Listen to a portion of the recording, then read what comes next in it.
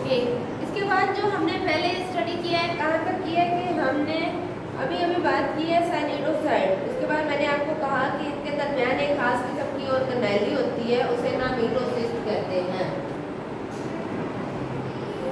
नामिटोसिस्ट जो है ये बॉडी को डिफेंड करती है और कैप्चर करती है, किसी भी शिकार को पकड़ने के लिए ये हेल्प करती है उसकी, ठीक है।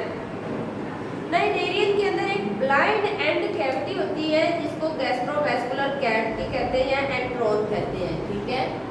मतलब कि एक ऐसी कैविटी जो एक ही तरफ से उसकी ओपनिंग हो रही है, ओपन आउटसाइड, एक ही सिंगल ओपनिंग उससे हो रही है, वही उसका माउथ है, वही उसका एनस है, उसी में से वो इनटेक कर रहा है, उसी में से मतलब रिमूव कर रहा है बॉडी का वेस्ट, ठीक है। तो ये जो ओपनिंग है बच्चे, ये सिंगल ओपनिंग है माउथ में। माउथ जो है वही एनस के तौर पर रिमूव कर रहा है, वही अनडाइजेस्ट मटेरियल को क्या कर रहा है, बॉडी से रिमूव कर रहा है। Mouth is surrounded by a series of projection. Mouth के गिर्द जो है बहुत सारे प्रोजेक्शन, एक इंजेक्शन नीडल लाइक स्ट्रक्चर होते हैं बहुत सारे, उसे टेंडर सेल कहते हैं।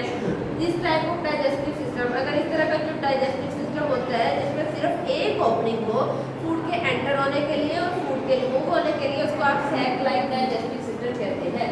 अगर कोई आपसे डिफाइन पूछे कि सैक लाइक डाइजेस्टिव सिस्टम किसे कहते हैं, तो आप कहेंगे एक ऐसी ओपनिंग जिसमें आप एक ही तरह से फूड को माउथ में एंटर कर रहे हैं और उसे बॉडी से रिमूव कर रहे हैं, ठीक है, वो एक ही ओपनिंग।